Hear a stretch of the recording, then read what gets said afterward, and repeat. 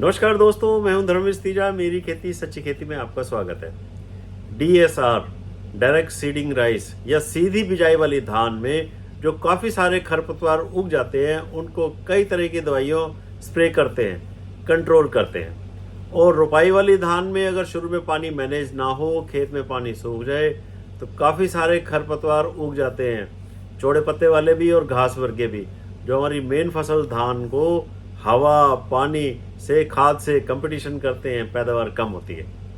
तो मेरी आज की वीडियो इसी टॉपिक पर है कि कब किस स्टेज पर धान में कौन से खरपतवार होते हैं और उनको कौन सी दवा से, एक दवा से या दो दवाएं मिलाकर स्प्रे करने से रिजल्ट अच्छे और पक्के मिलेंगे।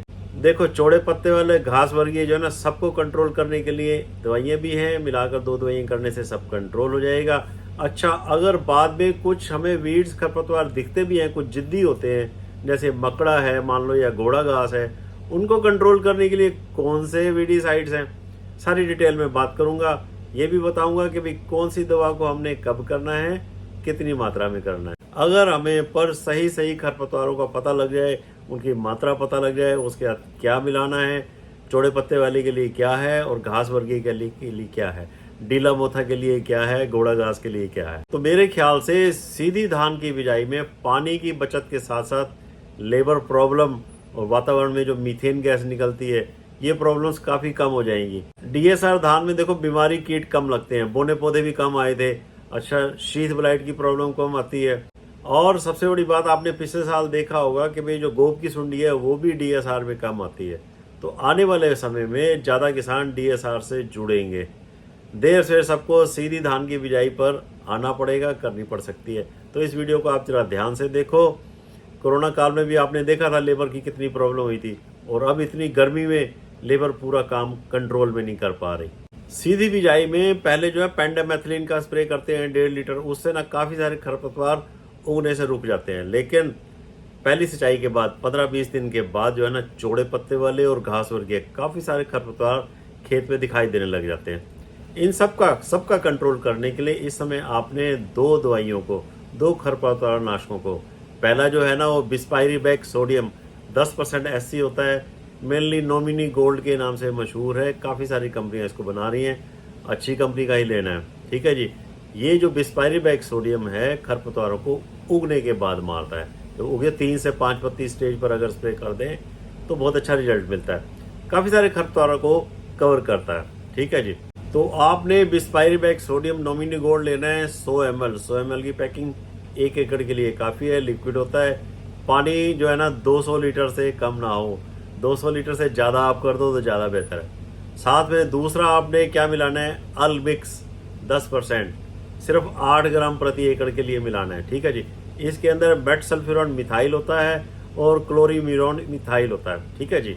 ये प्री और पोस्ट इमरजेंस वीडीसाइड है, धान में प्रयोग होता है, डीला और मोथा को भी कंट्रोल करता है, घास वर्गीयों को भी कंट्रोल करेगा। अल्मिक्स 8 ग्राम मिलाकर आपने नोमिनी गोल्ड जो है ना 100 ml मिलाकर स्प्रे कर दो, अच्छी तरह से स्प्रे कर दो। काफ़ी हद तक काफ़ी सारे खरपतवारों की समस्या कंट्रोल में हो जाएगी। अच्छा, इस समय आपने बिस्पायरीबैक सोडियम नोमिनी गोल्ड 100 ml के साथ पायराजूसल्फुरॉन इथाइल 70% ये भी मिलाकर स्प्रे कर सकते हो, साथी के नाम से मशहूर है। इसकी डोज 12 ग्राम प्रति एकड़ है। ये भी चौड़े पत्ते, सेंजिस और घास वर्गीय मेनली घोड़ा घास, मोथा, डीला को कंट्रोल करेगा। तो आपने नोमिनी गोल्ड के साथ या तो अल्मिक्स 8 ग्राम मिलाना है या फिर ये साथी 12 ग्राम मिलाना है। इस स्प्रे से लगभग सारे चौड़े पत्ते वाले खरपतवार, सेंजिस, घास वर्गीय खरपतवार आस्ता आस्ता पीले होकर सूख कर मर जाएंगे। अच्छा, रोपाई वाली धान में भी अगर आपका पानी टूट जाता है, खरपतवार रुक जाते हैं, वहाँ पर भी आपने इन दोनों को मिलाकर ही स्प्रे कर देना। अब इसके बाद हमारी फसल बड़ी होने लगती है, खाद पानी देते हैं, तो इसके बाद आपने नोमिनी गोल्ड को भूलकर भी दोबारा स्प्रे नहीं करना है, ठीक है जी। कुछ जिद्दी खरपतवार जैसे मकड़ा हो गया या घोड़ा घास हो गया, इसके बाद भी बच जाते हैं, तो खेत में बाद में दिखते हैं, ठीक है जी। तो हमने क्या करना है, एक दवाई आती है राइस स्टार, बायर कंपनी की है। ये सेलेक्टिव पोस्ट इमरजेंस हर्बिसाइड है, घास वर्गीय खरपतवारों के लिए, स्पेशली इकाइनोकुला स्पीसीज के लिए, घोड़ा घास के लिए, ठीक है जी। राइस स्टार के अंदर जो केमिकल होता है फिनोक्साप्रोपीथाइल होता है 6.9% ईसी होता है। अच्छा, इस दवा को ना आपने सारे खेत में स्प्रे नहीं करना, जहां जहां आपको ये घास नजर आए वहां पर आप स्प्रे कर दो। ये कहीं कहीं पर ही दिखाई देते हैं। 1 एकड़ की दवा आप 2-3 एकड़ में भी प्रयोग कर सकते हो। मेरे ख्याल से धान के खरपतवारों का समाधान इन दवाइयों से हो जाना चाहिए। अगर बाद में भी आपको चौड़े पत्ते और खरपतवार दिख रहे हैं तो आप एक बायर कंपनी का सनराइज आता है, वो 35 से 40 ग्राम प्रति एकड़ आप उसको प्रयोग कर सकते हो चौड़े पत्ते वाले घास के लिए। ठीक है। अच्छा, रुपाई वाले धान में भी अगर आपके खरपतवार उग आते हैं तो स्प्रे करने से पहले आपने पानी को कम कर देना है। ठीक है, पानी नहीं होना चाहिए।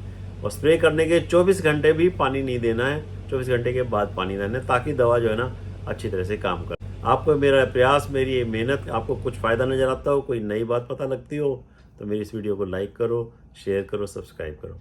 Thank you ji.